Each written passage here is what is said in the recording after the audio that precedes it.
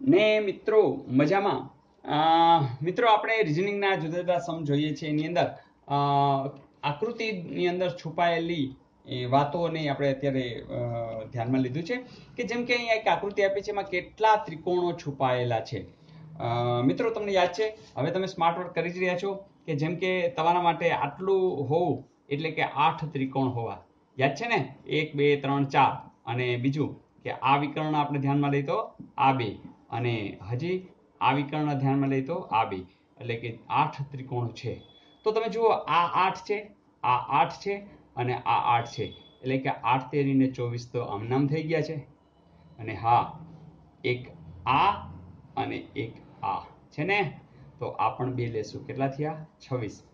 મિત્રો આ આકૃતિ જે અહીંયા ઊભી થઈ છે એના લીધે કંઈ નવું ડેવલપમેન્ટ થાય છે? નવા કોઈ ત્રિકોણો ઊભા થાય છે?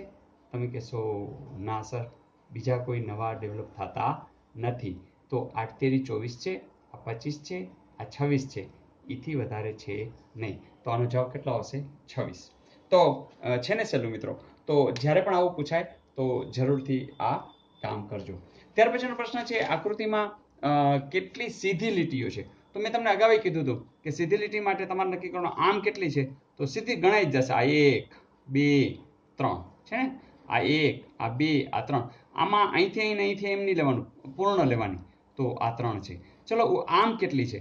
જો 1 2 3. પછી આમ ક્રોસ કેટલી છે? જોજો, આ 1 આ 2 આ 3. તો સિમેટ્રિક છે એટલે આમાં 3 જ હશે. જોજો, 1 2 અને 3. તો બસ 4 તેરીને 12 છે જવાબ. જરૂર છે. તો મિત્રો આવું ક્યારેય પણ પૂછાય તો તમને જરૂર આવડી જવું જોઈએ. બસ મિત્રો, આનંદથી કામ કરતા રહો, બધાને જોડતા રહો, અને જે આપણા ટાર્ગેટ છે એ ટાર્ગેટને આપણે અચીવ કરતા રહેશું. તો મિત્રો, બેલીફની સરસ ગઈ. ગાંધીનગરનો પણ જે પેપર છે ક્લાર્કનું, એ પણ બધાનું સારું ગયું છે. તો રાજીપો બધા વ્યક્ત કરે છે. તમારું પણ સારું ગયું હોય તો તમે જરૂરથી લખજો. બેલીફ માટેનો વિડીયો પણ આજે મૂકેલો સવારના ભાગમાં. પણ મિત્રો, કામ એટલું જ છે કે દરરોજ શીખતા જ જશો તો પછી હવે નવું શીખવાનું રહેશે. જેટલું આવડે છે એટલું તો આવડે જ છે. તો તમારી જે મંજિલ છે, જેટલો રસ્તો કપાઈ ગયો, એનો આનંદ મેળવતા જાઓ કે હવે મને આટલું થઈ ગયું, હવે બસ આટલું કરવાનું છે.